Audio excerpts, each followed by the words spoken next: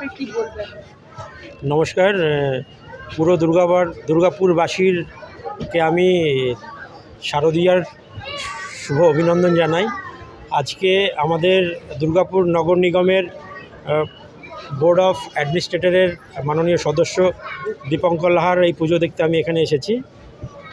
এই পুজো ৩৩ বছরের পুরাতন ফুলঝোর সার্বজনীন দুর্গাপূজা। এটা 25 নম্বর ওয়ার্ডে আমাদের দুর্গাপুর পৌর নিগমের মধ্যে। নিঃসন্দেহে এটা দুর্গাপুরের পুজোগুলোর মধ্যে অন্যতম সেরা।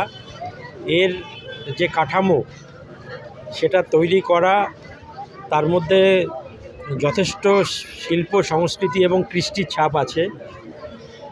বিভিন্ন ধরনের প্রাকৃতিক উপাদান যেমন নারকেল, ছোবড়া, ঝাউ গাছের বীজ এই সমস্ত নিয়ে যেভাবে পুরো পরিকাঠামোটাকে তৈরি করা হয়েছে তা এক কথায় অনবদ্য।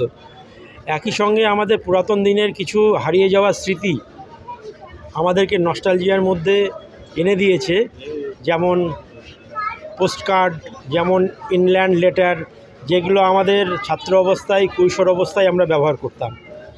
তার সাথে মণ্ডপসজ্জা এবং আলোকসজ্জা এবং কাঠামো এবং মূল যে ঠাকুর, পুরো বিষয়টাই আমার মনে হয় আগামী এক সপ্তাহ জুড়ে বা আমাদের কার্নিভাল পর্যন্ত দুর্গাপুরবাসীর অন্যতম সেরা আকর্ষণ হিসেবে এই পুজোটা থাকবে বলে আমার একান্ত বিশ্বাস।